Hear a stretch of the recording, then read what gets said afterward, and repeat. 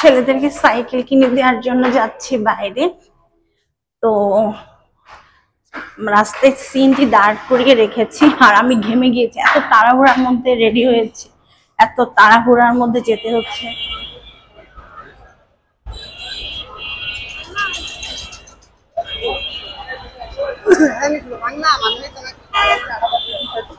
ওয়াসি, তুমি তোমার সাইকেল পছন্দ করো? ওয়াসি, এই যে দেখো, এটা দেখো।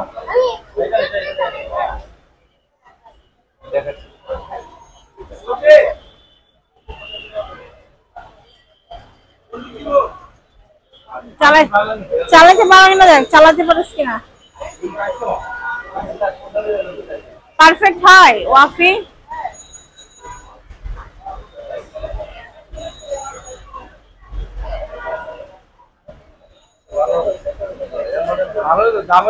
দাম কত ভাই? এটা ঠিক আছে, এটা ঠিক আছে, চালাই দেখো।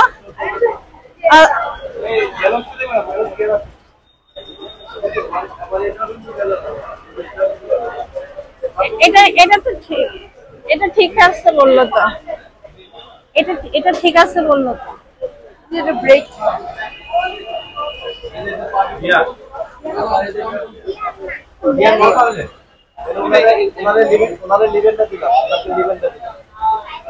ভালো করে দেখে শুনে নাও।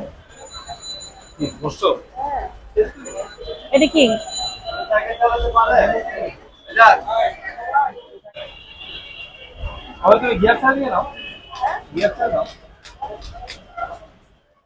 এটা কি গিয়ার না?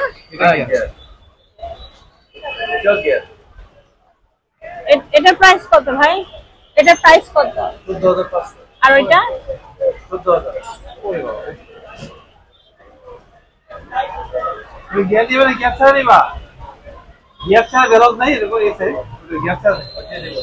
হ্যাঁ কি দেব দেখি একটু, একই জিনিস গিয়ার দাম কেউ গিয়ার ছাড়া কোন দাম? চলো দেখি, আসো পারে কিনা দেখি। হ্যাঁ, ও আচ্ছা আচ্ছা, তাহলে আমরা ঠিক আছে তো এই কাজ করব। হ্যাঁ আমি কাজ করি, কাজটা ভালো না আপনারা যে ভালো না।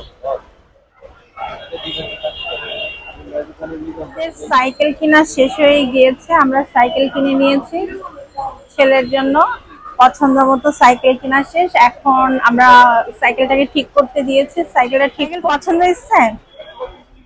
তোমার কালারটা আমার অনেক ভালো লাগছে, ওয়াফিটা অনেক সুন্দর। তোমার দাম কত ছিল? 24 অনেক সুন্দর, কারণ না 14। হ্যাঁ দুইটা, হ্যাঁ দুইটা মিলে 25। হ্যাঁ দুইটা মিলে হচ্ছে 25,000 টাকা আসছে আর কি। আর তো ওয়াসিরটা বলছে 14,000, তোমারটা হচ্ছে 24,000। তো আমরা কমাই 25-এর মধ্যে নিচ্ছি দুইটা মিলে, বুঝলেন?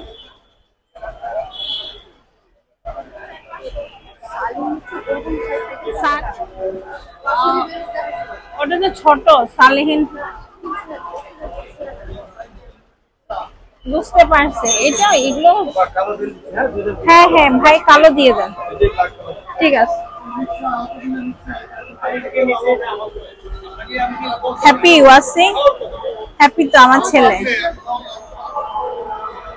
যাক ওয়াসি, তোমার সাইকেল কিনা হয়ে গেছে, ওয়াসিরও সাইকেল কিনা হয়ে গেছে, দুইজনের ঝামেলা শেষ।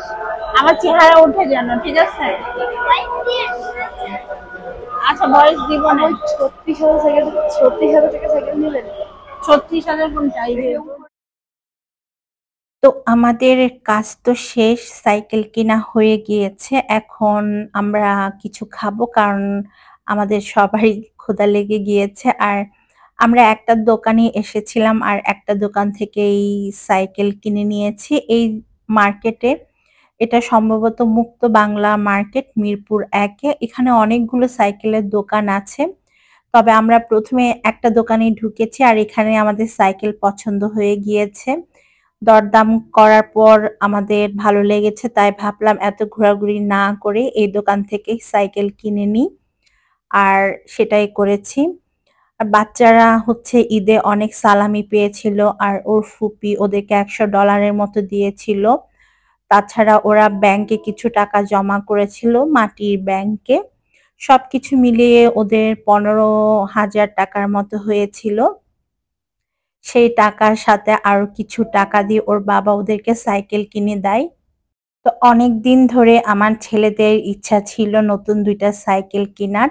কারণ ওরা বড় হয়ে গিয়েছে। আগের যে সাইকেলগুলো ছিল সেগুলো একটা ছোট হয়ে গিয়েছে আর বড় ছেলের সাইকেল তো চুরি হয়ে গিয়েছে। যার কারণে ও অনেকদিন সাইকেল চালাতে পারে নাই। তো অনেকদিন ধরে আমার ছেলেরা টাকা জমাচ্ছিল সাইকেল কিনার জন্য। তো অবশেষে সাইকেল কিনে দেওয়া হলো ওদেরকে। তো এখানে আমরা অনেক ঘোরাঘুরি করলাম। আশেপাশে কোনো খাবারের দোকান আছে কিনা, বাট কোনো খাবারের দোকান পাইনি। তার মধ্যে আমার প্রচন্ড রকম মাথা ব্যথা শুরু হয়ে গিয়েছে।